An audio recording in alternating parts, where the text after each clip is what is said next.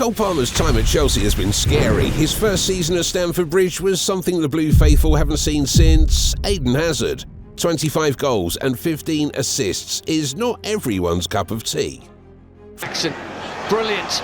Palmer, the lob's on, and it's in! Of course it is! From a pre-season perspective, everyone expected him to take the next step. But anyone who watched him against Liverpool, Man United, Arsenal, in all the big games recently, he has certainly been off. He created only 5 chances in total in those big clashes, which is definitely a drop from the standards he showed last season. So all of this just made me ask the burning question, just how much has Palmer's form dropped in 2024-25? A player who raised expectations in a revamped Chelsea side with so much more creativity and attacking firepower after the additions to the forward line. All this created the perfect conditions for Palmer to take things to the next level this year, or at least maintain last season's standards. And if, by now, you're wondering, what is he talking about? Cole Palmer is class. Look guys, there isn't the slightest of doubts about it, but we can all agree that he seemingly disappeared at Anfield, Old Trafford and Stamford Bridge, can't we? And for those stats merchants, yes, he has 7 goals and 5 assists so far this season, which sounds great, but we can't help but mention that 90% of those figures came in 2 games against Brighton and the almighty 19th placed Wolves, with Palmer bagging 4 goal contributions in each. Without the returns from those 2 games, Cole Palmer's total is 2 goals and 2 assists in 13 matches. And speaking of expectations, with the new arrivals of João Felix, Jadon Sancho, Pedro Neto, along with Nicholas Jackson and Christopher Nkunku, Palmer was expected to blossom under Enzo Maresca. And with a strong start to the season for the Blues, hopes were raised even higher, with everyone expecting Palmer to be the man to lead the charge. Well, with all due respect to Cole, Pedro Neto looks a lot sharper than Palmer, especially in the big games recently. But so far, apart from Brighton and Wolves games, when of course Palmer was running the show then, things really haven't gone to plan for the Premier League's Young Player of the Season for 2023-24. Palmer fell short, and the 3 games against Liverpool, Man United and Arsenal were the crowning moments. Yes, he wasn't a complete disaster. He showed the same playmaking and attacking presence that makes him incredibly dangerous. But after the international break in October, expectations and reality went in 2 completely different directions. Just going through his numbers again, in his debut season at Chelsea, Palmer was unstoppable. He finished as the second best goalscorer with 22 and was the only midfielder, along with Foden, in the top 29 scorers for 2023-24. He was also second in assists with 11 and first in total involvements with 33. It's also safe to say that he was criminally robbed by France Football and UEFA for the Ballon d'Or, being ranked 25th, which is disgusting by the 2 bodies, but we saw tons of robberies at that ceremony, one of which you can watch on our channel when we talk about how exactly politics were responsible for the Vinny Jr. and Rodri scandal. So yes, to put it simply, Cole Palmer was having the time of his life, even earning the nickname Cold Palmer, which perfectly matches his celebration, something that we've only seen once in the last 2 months, for the simple reason that Cole has only scored 1 goal for Chelsea since the end of September. But the question remains, what exactly went wrong for Palmer? And most importantly, what was the reason? Well, we should probably go back to May. Chelsea were fighting hard with Newcastle and Man United for a European spot in the Conference League, and guess what? Ice cold finish from him, wasn't it? Yeah, that's why they call him Cold Palmer, innit? Palmer delivered massively, scoring 2 goals and providing 2 assists in the last 4 games to help Chelsea extend their winning streak to 5, and 9 in the last 13 games of the season. During this period, Palmer also scored a brace against Burnley, a hat-trick against Man United, and a poker of 4 against Everton.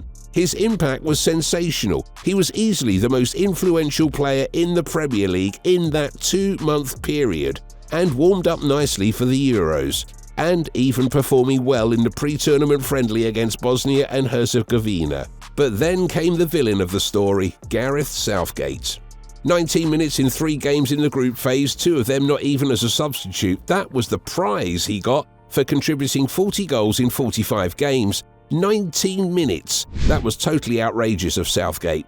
And even in the games against Serbia and Denmark, when it was clear things were not going well for the Three Lions, Palmer deserved his chance. And even with the crowd clamouring for him, Southgate was reluctant to let his most informed player work his magic. But that wasn't all. The round of 16 and quarter-final followed the same pattern. Palmer played around 45 minutes in both games, but it was against Switzerland that he showed his mentality, scoring the crucial first penalty in the shootout. Then, 5 days later, Palmer ran the show again, coming on in the 81st minute and delivering a magical assist to Ollie Watkins in the semi-final against the Netherlands. But even this clear sign to Southgate that Palmer was the team's best creator didn't convince him to be braver and give Cole a starting berth in the final. Yes, Jude was okay, Saka was okay, Mainu was pretty important in the middle of the park along with Declan Rice, but Foden? Can someone explain to me how this man played 80-plus minutes in 6 out of 7 games at the Euros? Literally the biggest mystery I've ever seen in football. And just imagine if Palmer had started from the first minute against Spain.